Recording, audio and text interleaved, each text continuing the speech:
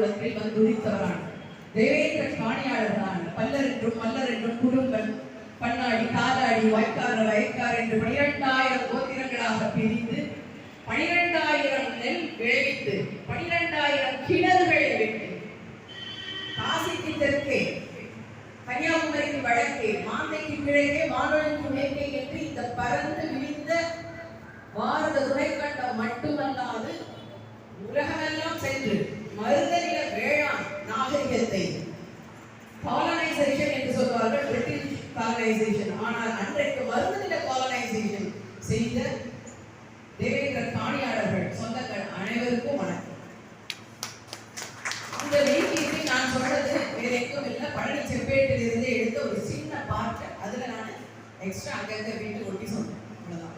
ஆனா இந்த மெயின்கேட்டு எத்தனை பேருக்கு உங்களுக்கு தெரியும், எத்தனை பேர் பழனி செப்பேட்டை நீங்க படித்திருப்பீர்கள் என்று தெரியாது. தயவு செய்து உங்களுடைய குழந்தைகளுக்கு நீங்க தேவேந்திர எல்லாம் உங்க குழந்தைய இந்த மெயின்கேட்ல ஒரு மனப்படமா படிக்கணும். இது நமக்கு திருக்குறள் மாதிரி. இந்த மெயின்கேட்டு மட்டுமல்லாது காஞ்சி காமாட்சி அம்மனுடைய செப்பேடு வெள்ளாடை வைத்து மிக விருது பெற்றவன் சேத்துக்கா சென்னன் சென்னன்முடி காவலன் தேவேந்திர வரபுத்திரன் மண் வெட்டி கொண்டு மலையை கடைந்த கண்ணன் முத்துக்குடை பவளக்குடை வெள்ளைக்குடை முத்துக்குடை பவளக்குடை பஞ்சவர்ணக்குடை புலிக்குடி யாருக்கு இருக்கும், சோழகுடை புலிக்குடி முகில்குடி அழகுக்குடை படைத்தவன் தெய்வ பொன்முடி தேவேந்திரனுக்கு கொடுத்து இருகால் சிலம்பு விருது பெற்றவன் தேவேந்திர குணீஸ்வரன் பண்ணன். இது அந்த காஞ்சி காமாட்சி கோவில் செப்பேடு. அந்த காமாட்சி அங்க இருக்கிற ஐயா சொல்றாரு, இந்த காமாட்சி உங்க வீட்டு பொண்ணு, உங்க வீட்டு பொண்ணு. இங்க நம்ம மலர்கள் விளைவித்தோம். இந்த மல்லி என்கிற வார்த்தைக்கு பேரே மலர்களால் விளைவிக்கப்பட்ட மல்லி. மதுரை மல்லின்னு சொல்றோமே, அந்த மல்லிப்பூ விளைவிச்சிருக்கிறோம். ரங்கநாதர் கோவில்ல துளசி விளைவித்து கோவிலுக்கு கொடுத்திருக்கிறோம். இப்படி பூக்கள் விளைவித்து கொடுத்திருக்கோம். அந்த பூக்களால் அந்த பிரம்மோத்சவ உற்சவம் நடக்கும். அந்த பூக்களால் அவளுக்கு சொரிந்து, அந்த நாட்டி காமாட்சியை சொரிந்து அவளை நம்ம வழிபட்டாதான் அன்றைக்கு அவள் வெளியில வருவா பிரம்மோத்சவத்துக்கு. அப்படிப்பட்ட மிகப்பெரிய ஒரு உரிமை இருக்குது. நீங்க எல்லாம் விட்டுட்டீங்க, அங்க சிதறிட்டீங்க. உங்களுக்காக நாங்கள் இவ்வளவு நாள் பண்ணோம், இதை நீங்க எடுத்து பண்ணுங்கன்னு அண்ணன் ஜான் பாண்டியர் அவர்களிடத்தில் சொல்ல அவர் மறுபடியும் அந்த நிகழ்வை இப்ப அந்த விழாவாக சிறப்பித்து ஒவ்வொரு ஆண்டும் செஞ்சிருக்கிறார். இப்படிப்பட்ட ஒரு பெருமைகள். இது ஒன்றெண்டு சின்ன சின்ன விஷயங்கள் தான் நான் சொல்றேன், நேரம் கருதி மிக ஷார்ட்டா சொல்றேன். இன்னும் ரொம்ப நம்முடைய கல்வெட்டு பெருமை. யாருக்கும் இல்லாத கல்வெட்டுகள் செப்பேடுகள் குடும்பனுக்கு மட்டுமே பரிவட்டம் கட்ட வேண்டும், குடும்ப தவிர்த்து வேறொரு பரிவட்டம் சூழ கடவதல்லாது. 3ஆம் குலோத்துங்க சோழன் கல்வெட்டு யாருக்காக இருந்தா சேலஞ்ச் பண்ணுங்க, குடும்பத்தோடு யாருக்கு பரிவட்டம் கட்ட கூடாது. இப்படிப்பட்ட ஒரு மிகப்பெரிய சமூகம் இன்று நம்ம எஸ்சி தலித்து தாழ்த்தப்பட்டவன் இது இப்படிலாம் நம்ம யாருங்கிறத வரலாற்றை சுத்தமாக மறைப்பது மட்டும் நம்ம எத்தனையோ இயர்ஸ் பேக்ல போயிட்டோம். அந்த அளவுக்கு ஒரு சிவிலைசேஷன் பண்பட்ட ஒரு இனத்தை ஒரு பண்படாத ஒரு நாகரிகம் இல்லாத ஒரு இனமாக மாற்றிக் கொண்டிருக்கிறார்கள் என்கிற ஆட்சியாளர்கள். இப்ப அதெல்லாம் இது பண்ணிட்டு இன்றைக்கு இந்த விழாவை கூறியிருக்கிறோம். இந்த விழாவை ஏற்பாடு செய்த சகோதரர் முருகையா அவர்களுக்கு வாழ்த்துக்களையும் நன்றி கலந்த வாழ்த்துக்களை எங்களெல்லாம் கூட்டத்துக்கு நன்றி கலந்த வாழ்த்துக்களையும் அவருடைய இந்த டிகேவி உதவிக்குழு மென்மேலும் சிறக்கவும் நான் அவரை வாழ்த்துக்கிறேன். அவரை நான் இன்றைக்கு தான் நேரடியாக பார்க்கிறேன். நேற்றுக்கு அதான் இன்றைக்கு காலையில தான் 5 மணிக்கு தான் நேரடியாக பிக்கப் பண்ணிக்கிறாரு. ஆனா அவருக்கு என்னுடைய நூல் இந்த தேவேந்திர வேளாண் மறைக்கப்பட்ட வரலாறு பட்டியலில் இந்த நூல் எழுதப்படுது. அதுல ஒரு முக்கியமான கான்செப்ட், அதாவது நாம் பட்டியல் வெளியேற்றம் என்பது ஒரு குறிக்கோளாக வந்துட்டோம். அது நாம் எதில் சேர்ந்தால் நமக்கு சிறப்பு இருக்கும் அப்படிங்கிற டிஸ்கஷன் எனக்கு ஒரு நல்ல நண்பராக சகோதராக இருந்து நாங்க சில குறிப்புகள் எனக்கு கொடுத்தார். அதன்படி நாம் மத்திய அரசின் ஒதுக்கீட்டு திட்டங்கள் நீங்க நல்லா தெரிஞ்சுக்கணும். மத்திய ஒதுக்கீடுல இடஒதுக்கீடில் எஸ்சிக்கு 15% இருக்குது. எஸ்சி எஸ்டி எல்லாம் சேர்ந்து வந்துடும். ஓபிசி எல்லாம் சேர்ந்து உங்களுக்கு பார்த்தீங்கன்னா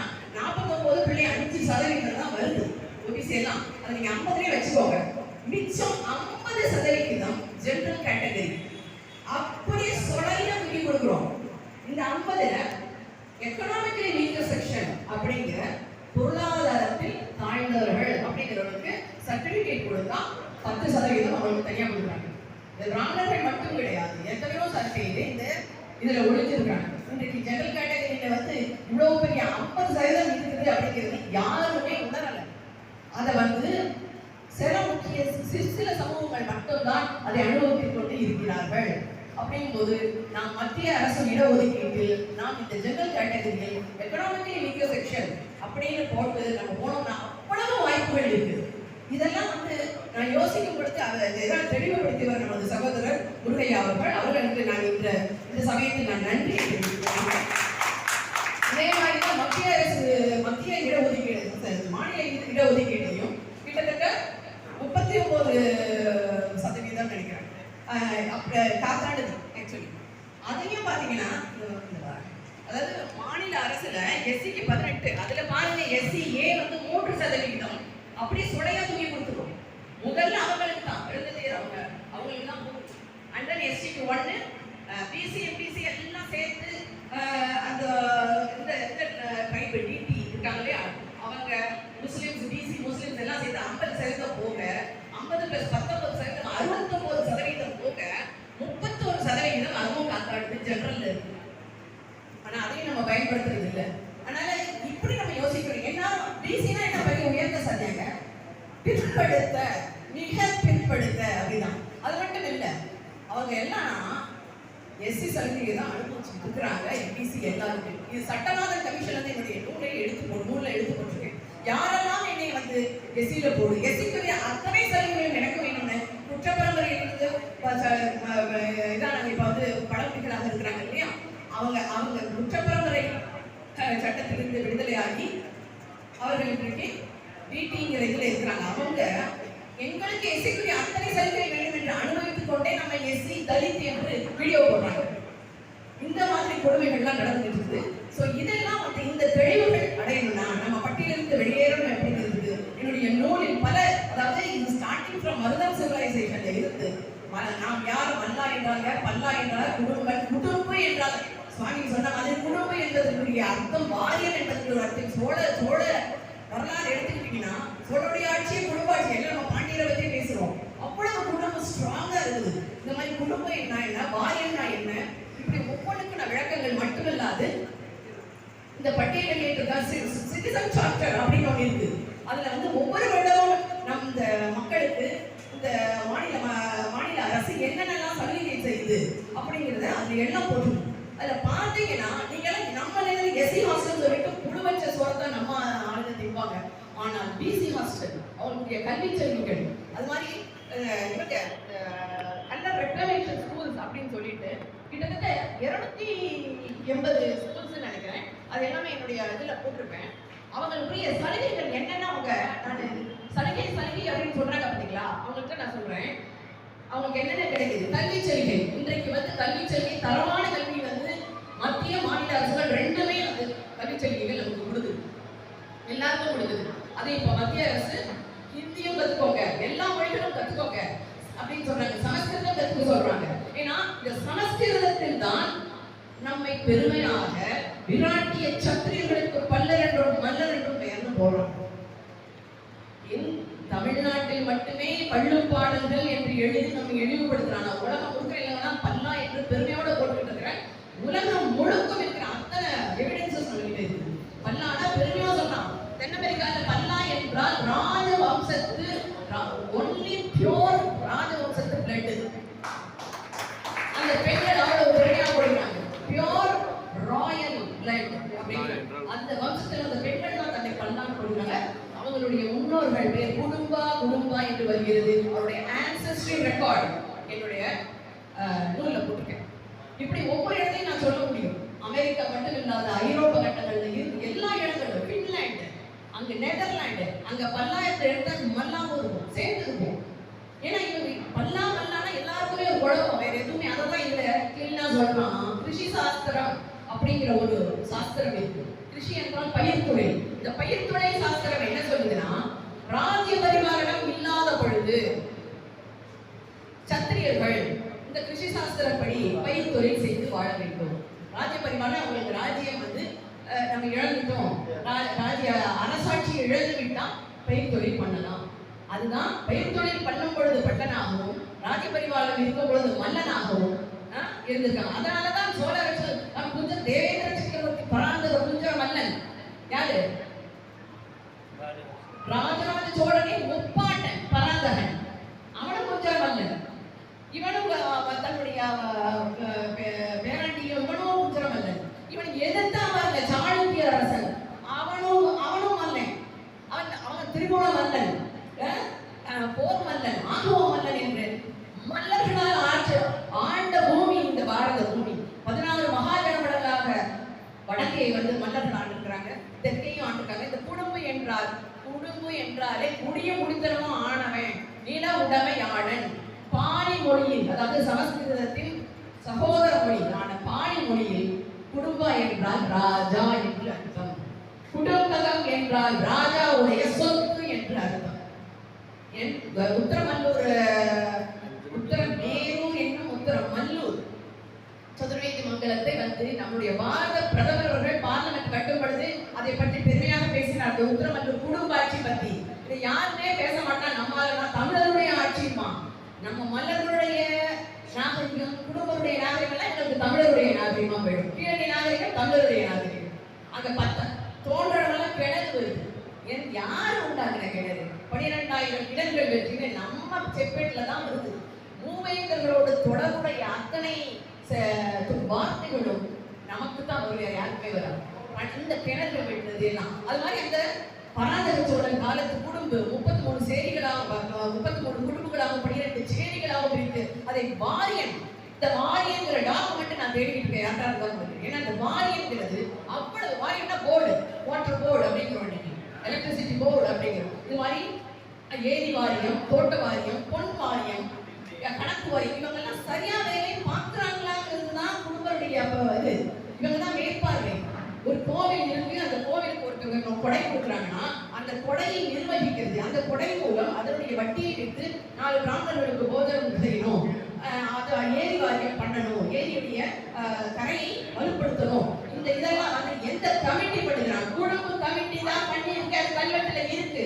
இவர்கள் யாருன்னா பெருமக்கள் என்று சொல்கிறார்கள். பெருங்குறை பெருஞ்சபை, இந்த சபை இருந்தவர் குடும்ப சபை. அது இதை எல்லாமும் மறைக்கலாம், ஆர்கியாலஜி டிபார்ட்மெண்ட்டும் மறைக்கும். அதுக்குதான் நான் சொல்றேன். இப்ப நம்ம முருகையா அவர்கள் இந்த ஹெல்ப்லைன் அப்படின்னு ஆரம்பிச்சதுல நான் என்ன சொல்றேன், என்ன படிக்கணும் அப்படிங்கிறத நீங்க முதல்ல அறியாதவர்கள் டிஸ்கஸ் பண்ணி அவர்களுக்கெல்லாம் கைட் பண்ணணும். நான் வேண்டிக்கிறேன். என்ன படிக்கணும்னா அடுத்து என்னுடைய சஜஷன், தயவு செய்து ஆர்கியாலஜி படிங்க. ஏன்னா எந்த தோன்ற இடமெல்லாம் இந்தியா இருக்கட்டும், மதுரையா இருக்கட்டும், ஆதித்த நெல்லூரா இருக்கட்டும், எங்கனாலும் நெல் நாகரிகம் தான் வருது. நெல் நாகரிகத்தை அடிப்படையாக கொண்டதுதான் ஆஞ்சநேய நாகரிகம். இப்போ அத்தனை ஏறும் போரும் செய்ததும் அங்கே நெல் முனிகள் இருக்கிறது, ஏற்கருவிகளும் போர்க்கருவிகள் இருக்குது. இதெல்லாம் இது பண்றதுக்கு இப்ப 2 பேர் தான் மத்திய ஆர்கியாலஜி டிபார்ட்மெண்ட்ல 2 பேர் தான் இருக்காங்க. இப்ப அவங்க ரிட்டையர்டு. இப்ப நமக்கான இது பண்றதுக்கு வன்னியர் சமூகத்துல இருந்து ஒரு 2 பேர் இருந்தாங்க. அது ஒருத்தர் இறந்துட்டாரு, ஒருத்தர் நடன காசி, அவரும் ரிட்டையர்ட் ஆயிட்டாரு. ஆனால் நம்மளை பத்தி ஆர்கியாலஜி டிபார்ட்மெண்ட்ல ஒரு பர்டிகுலரா எழுதுறதுக்கு யாருமே இல்லை. நம்மை பற்றி பேசிக்கொண்டிருந்த ஒரு சவாலையும் ஓச்சுட்டாங்க. அதனால இப்ப நமக்கு ஆர்கியாலஜி டிபார்ட்மெண்ட் தொல்லியல் துறை ரொம்ப அவசியமா தேவைப்படுது. அது மட்டும் இல்லாம நீங்க டாக்டராகவும் இன்ஜினியரும் தான் ஆகணும்னு நினைக்காதீங்க. பிள்ளைங்களை போட்டு பிரஷர் கொடுக்காதீங்க. எவ்வளவு அருமையானவர்கள் தமிழ் துறை, தமிழை கையில் எடுங்கள். இன்றைக்கு திராவிடம் தமிழை கையில் எடுத்துட்டு தமிழை பிரட்டி எழுதிருக்கிறாங்க. தமிழை கையில் எடுத்து தமிழ் துறைகளை கையில் எடுங்க. அதுக்கு நம்ம பிள்ளைங்க தமிழ்ல படிக்கலாம்ல. ஆங்கிலம் தான் அக்கா எனக்கு ஆங்கிலம் வரமாட்டேங்குது, ஆங்கிலனாலே எனக்கு பயமா இருக்கு, இங்கிலீஷ்னாலே ஓடி போயிட்டு. இப்ப தமிழ் நம்மளுடைய தாய்மொழி, சங்க தமிழ் வளர்த்த பாண்டிய குடி அல்லவா. தமிழை எடுங்கள், தமிழ் துறையை எடுங்கள். லைப்ரரி டிபார்ட்மெண்ட்ஸ், ஆவண காப்பகங்கள், ரெவென்யூ டிபார்ட்மெண்ட்ஸ். இந்த ரெவென்யூ டிபார்ட்மெண்ட்னா நம்மளால் நிர்வகிக்கப்பட்டது. அதுதான் அந்த கமிட்டின்னு சொன்னேன். அது பெருமக்கள் சபை. இந்த ரெவென்யூ டிபார்ட்மெண்ட்டுக்குள்ள போங்க, ஆவண காப்பகங்கள் போங்க. அது மட்டும் இல்லாத சட்டத்துறை ரொம்ப டேஞ்சரஸா போயிட்டு. சட்டத்துறை என்பது நான் பர்டிகுலரா சொல்ல விடுறேன். நம்பர் 2 வருஷத்துக்கு 100 பேர் உள்ள போகலாம். இன்னைக்கு சட்டத்தை மாத்திடுவாங்க. நாளைக்கு ஒரு மிகப்பெரிய அபாயகரமான சூழ்நிலை நடத்த போகுது. எனக்கு கண்கூட நான் பார்த்தேன், கூட பார்த்த விஷயத்தை சொல்றேன். அதனால சட்டத்துறை வருஷத்துக்கு 100 பேர் போங்க, படிக்க. அதே மாதிரி போலீஸ் டிபார்ட்மெண்ட் நம்மை நாம் பாதுகாத்துக் கொள்ள வேண்டியிருக்க தென் மாவட்டங்கள் எல்லாம் எப்பொழுதுமே பற்றி எதிர்த்து கொண்டிருக்கிறது. போலீஸ் டிபார்ட்மெண்ட்டுக்குள்ள உள்ள சட்டபூர்வமாக உள்ள போங்க, அருவாளத்துக்காதீங்க, சட்டபூர்வமாக போய் சட்டபூர்வமாக ஒருவருக்கு தண்டனையை வாங்கி கொடுங்க. அதுக்கெல்லாம் இந்த மாதிரி துறைகளை தேர்ந்தெடுங்க. எல்லாருக்கும் டாக்டர், எல்லாரும் இதுதான் தேவையில்லை. அவரவருக்கு வர்ற இதை படிங்க. அதுக்கெல்லாம் ஐயா முருகையா அவர்கள் இவர்களுக்கு நம்ம மக்களுக்கு, அறியாத மக்களுக்கு வழிகாட்ட வேண்டும். படிப்பு மட்டுமல்லாது வேலைத்துறையில் வேலை வாய்ப்பு, அது மட்டும் இல்லாம ஐயா சுவாமி சொன்ன மாதிரி ஆன்மீகம், ஒழுக்கம் அடிப்படை. இந்து மதத்தின் ஆணிவேராக அடிவேராக இருந்த சமூகம் இது. கோவில்கள் அத்தனையும் நம்மளுடைய கல்வெட்டுகள் அங்கங்க அடிச்சு உடைச்சது போகதான் இன்னைக்கு எடுத்துக்கிறோம். ஆனா அத்தனை கோவில்களையும் நாம் பாதுகாக்க வேண்டியது, நம்முடைய கல்வெட்டுகளை பாதுகாக்க வேண்டியது. அதனால ஒழுக்கம் வேண்டும். ஒழுக்கம் விழுப்பதெல்லாம் ஒழுக்கம் உயிரினும் நோக்கப்படும் என்கிறார் வள்ளுவர் பிரான். உயிருக்கு மேலான இந்த ஒழுக்கம் எப்படி வருதுன்னா பக்தியோடு, பக்தியில் தான் வரும். இந்த பக்தி எங்கிருந்து வருகிறதா? சின்ன குழந்தைகளே அம்மா சொல்லி கொடுக்கும், இப்படி இப்படி இருடா, இப்படி நம்ம நம்ம இந்த மாதிரி சமூகம், நம்ம வள்ளுவர் சமூகம், நம்ம மாட்டை வளர்க்கக்கூடிய சமூகம். உலகை அடிப்படையாக கொண்டு உருவானது இந்த பள்ளு வழிபாடு என்ற லிங்க வழிபாடு. சிவ வழிபாடு என்னது? லிங்க வழிபாடு. அது முன்னாடி காளை மண்டி விட்டு உட்கார்ந்தது. காளையை உண்பவர்கள் அல்ல, காளையை வணங்குபவர்கள். ராஜராஜ சோழன் அந்த ராஜராஜேஸ்வரர் கோவிலை கட்டிட்டு மேலே 8 நந்திகளை வைத்தான். அதை பாதுகாக்கிறதுக்கு. அந்த நந்தியை எதுக்கு அவன் வைக்கணும்? அவனுடைய சின்னமான புலியை வச்சிருக்காங்க. ஏன் நந்தியை வச்சான்? ஏனால் மூவேந்தர்கள் அத்தனை பேர் உழவக்குடியில் இருந்து பிறந்தவர்கள். அவர்களுக்கு சாட்சியாக அவர்கள் நந்தியை வைத்தார்கள். ஏதாவது ஒரு நாட்டை பிடிக்கிறது என்றால் கூட பாண்டியன் போய் அங்க போய் சோழனை பிடிக்கும் பொழுது, நாட்டை பிடிக்கும் பொழுது தஞ்சையும் உரத்தையும் சேர்த்தழனுக்கு ஆகி கழுதை கொண்டு பொழுது கபடி விதிக்கிறான். ஏன்னா அவன் அவமானப்பட்டிருக்காக முழுகிறார்கள். ராஜராஜன் யானை கொண்டு விழுதவன், சேரன் எருமை கொண்டு விழுதவன், விழுதவன் மட்டுமே வேந்தன். அந்த மாதிரி ஒரு வேந்தர் பரம்பரையிலிருந்து உருவானதாம நம்ம யார் என்பதை தெரிந்து கொண்டு பட்டியல் வெளியேற்றம் என்பது உறுதியாக, ஆனால் எப்படி போகணும், எதுல போகணும் அப்படிங்கிறதுக்கு ஊர் குடும்பம் கட்டல. ஊர் குடும்பம் ரொம்ப அழிஞ்சு போச்சு.